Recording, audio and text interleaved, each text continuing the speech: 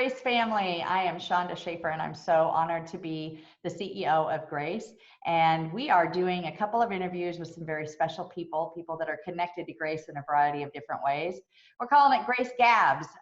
We're taking this opportunity in this new normal to ask a couple of our folks what's going on in their world. And today I'm so excited to introduce you to one of our very favorite people here at Grace, Miss Shirley Roberts. Shirley is our clinic nurse manager, and as far as working on the front line, there's not many people who are working harder or putting themselves, unfortunately, in difficult situations. So first of all, welcome, Shirley. How's everything going in the clinic? It's going great. I tell you, it's been interesting the last 3 or 4 weeks with the COVID-19. We've had to really get a handle on it very quickly and figure out how we're going to continue to serve our clients, but do it in a staying safe, protecting our clients, protecting our providers, our volunteer providers, protecting our staff also. So I think at the very beginning of the COVID-19, when we started seeing more cases in this area, we had to quickly switch from actually bringing the clients into the clinic and go to a telehealth system. And none of us had had any experience with that system, but we were able to tap into some resources. We did some investigation. We wanted a HIPAA compliant program. We found one very quickly. And we initially did it as a free telehealth program, but we immediately, after 1 week, we saw that we needed to really even look at ways to even decrease some more of our volunteers coming into the clinic, but continue to serve the clients and provide what they need. So we took it to the next level, which was a paid version, and we went to DoxyMe, the paid version of the clinic program. And with that, it allowed us to bring more people into the virtual client's room, and we could bring a translator. They can come in remotely, and we could bring in other providers or pharmacists or whoever into that room with that client and the volunteer provider. And that has been amazing. It has worked amazing. We were very skeptical at first because we knew it was going to be a little difficult for the clients depending on the device they were using with a computer or a cell phone. But surprisingly, they embraced this. And I think the first week or so that we used it, the clients would always light up when they actually saw us on the screen because they didn't know what to expect. They'd never done telehealth. So it's been a real blessing to be able to do that. So cool. Advanced our charitable clinic is. You know, I think over the years we have identified the needs of our clients as being such a top priority and the needs of our volunteers as being a very close second. One of the things I love is that we were one of the very first charitable clinics in the state of Texas, potentially the country, that went to electronic medical records. And of course, that was years ago. But I would venture a guess that we were probably also one of the very first clinics to implement a telehealth, telemed type program specifically around this advice. So kudos to you and your team.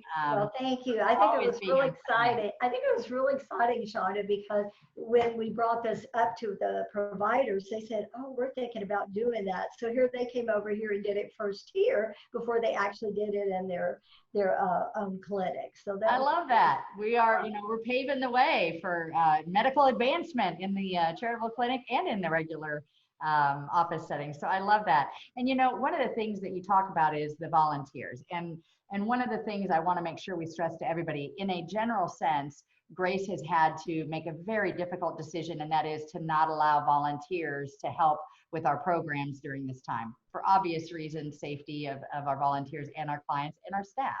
But in your case, all of our providers are volunteers. So without those, our clinic doesn't exist. Would that be fair to say? True. So you had to find some very unique ways. Tell me how that's affected your ability to kind of manage or work with your volunteers. Well, it was a little disappointment at first with some of the volunteers that wanted to still come in. They were doing they were involved with COVID-19 in their own, practices. And, but I think that the providers have been very open to doing this. Actually, they're coming in our clinics right now. We have done some, that they were at home doing the clinic, but it seems that we've got it down now where we're just having a pharmacist to come in, and they feel very safe because we have enough distance apart from each other. But they have that, the providers feel really good about that because they have that resource to tap into during clinic time. And then having the translators, they were very open to going to telehealth, and they'd never done it before. And they have just really embraced it. In fact, I just got a text saying, what's our login for tonight? Because every provider, this is what's so cool, is that it's a HIPAA compliant program. So every provider has their own identity to go into a client's room. So they're all excited, about doing that. So I love it. I think they've been really good about it. I know that a lot of them, some of our front desk volunteers are anxious to come back, but I told them we'll be back before long. Just keep supporting us, outside of our clinic till we get back. I love it. And I know that you've modified some of the services. Now, one of the things, again, that I'm super proud of our clinic is that we focus an awful lot on education, prevention. We do a lot of well exams, and I think that maybe was modified. Can you tell us how you had to modify? Yes, we did. We had to modify very quickly because we just had I guess a few months ago, we had a registered dietitian that joined our volunteer team. And he immediately, embraced this telehealth. He said, well, this is great. I want to do it, but I want to continue serving at GRACE. And so this is allowing him, he'll spend an hour with each one of our clients, and he sees about 3 every time he has a clinic. And he does this a couple of times a month. And then we're also teaching classes, our diabetes and pre-diabetes classes on a one-on-one, or maybe we can even do it as a group now with our clinic version. So we can continue to provide education, but do it remotely. I love that. And I know we did have to cancel a few of our clinics, like the mobile mammogram unit. The Well Woman. Yeah, the Well Woman. So I know that's frustrating, but I also think of it as very temporary. And again, something we're very proud to be able to provide to this, very vulnerable and at-risk population, but we're finding ways around that, I think. But we're working with our partners to, we're all in this together. So we have to work as a team together. And I know we were doing the Tarrant Area Food Bank Cooking Matters classes, and we've had to postpone a couple of those classes right now. We're going to be ramping back up before too long, but we've been working together with those partners to, it's just going to be a short-term thing, but we will continue to provide as much education as we can so we don't lose ground with our clients. And we can do nurse visits. We can do lots of things on telehealth. And I think when we all come out of this on the other end, I still want to keep telehealth. I think this is another way to be able to serve our clients. And maybe we could use it for some urgent visits and things like that too. I love it. This is kind of forcing us all into a technology that we've probably had access to before, but I will be the first to say I've never embraced it like I have now.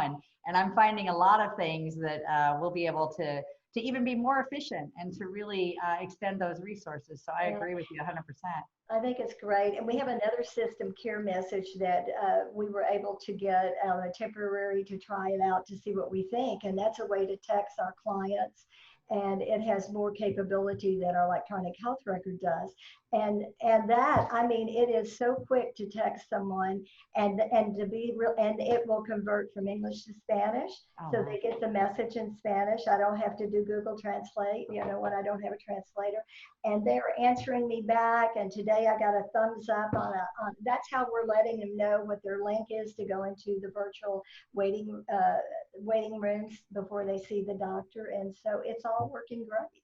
I love that, and I don't mind being the first to say I was very skeptical when we started looking at how we were going to be able to protect our staff and our team we had to consider the possibility of either postponing, eliminating, or really scaling back our services. But you've been able to work with, you found a way to make sure that we could continue working specifically with our very vulnerable population. But do you have any stories for us? And I don't want you to certainly violate anybody's privacy, but I'd love to know if you had any interaction with someone that, because the reality is the fear would have been that these people would not have found service anywhere else. We know that. We know we are the last stop and the only stop for a very significant population. So I'm just curious if you've had any interaction with folks that that really just made you think, okay, it's been worth the effort to try to make sure we can serve. I guess what comes to my mind when I think about that is that, when we were thinking about we might have to close the clinic,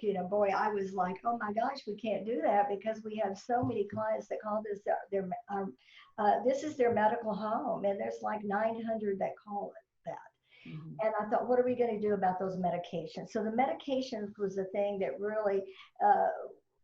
really got my attention, because I thought these clients, I have a large population of pre-diabetic or diabetic clients, and the diabetic patients, a lot of them are on insulin, and they can't afford insulin if we had to send them to the drugstore to get that. And we've been blessed to be able to provide a sample medications for them, and that allows them to get healthier and manage their chronic disease. And to think that we could go 2 months without being able to do that was really scary to me. I think that was probably the scariest thing. But we have found ways to do that through telehealth. We worked out a system where the client will, when they're coming to pick up their medications, like they might come the next day. If we have a night clinic, they'll be here tomorrow.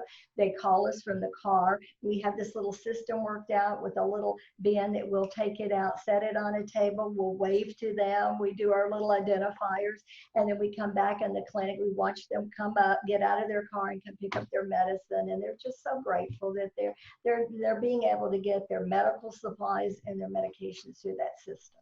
I love that. So God has blessed us, though. God has blessed us to be able to continue to do this for our clients.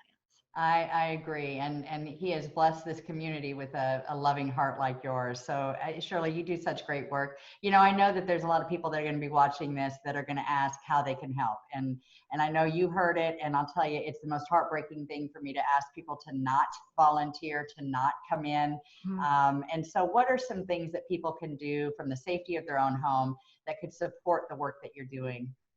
Well, as easy as going on Amazon, you can go on our website and see what our medication needs are, or our food pantry needs are, and you can order those through Amazon. Or I was on a meeting yesterday, I told them you can do that, or you can actually bring them up here and drive through the food pantry. We have a drive through there, and they could deliver them there so we could provide it for our clients. I love it. I love it. Well, there's lots of opportunities to give. I also want to mention, and I'll let you kind of talk about what you think about this, but North Texas Giving Day usually is a fall fundraiser for really all nonprofits in our area.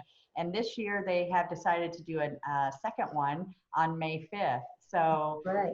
Yeah. So how important are those funds for you right now? Oh my gosh, these funds are so important to us. Yeah, most of my clients, I'll have to say, they've lost their jobs and they need help, and they need financial help. And hopefully it's going to be for a short period of time, but right now is their biggest need. And so I think by helping some people, maybe with rent or utility bill or something to get through them, we're doing the best we can with helping them through with the food part of it, with the medical part of it. But there's a big need out there right now. Yeah.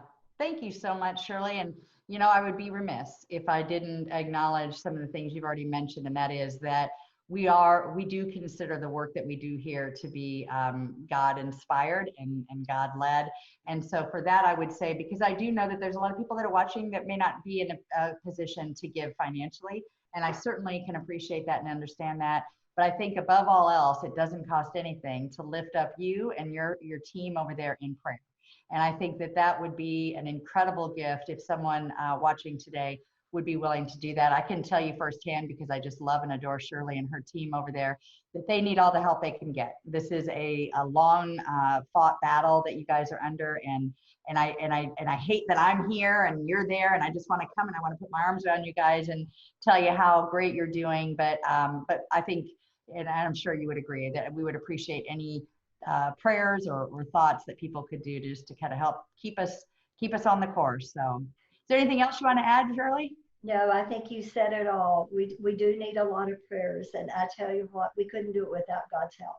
He has his hand in this in grace.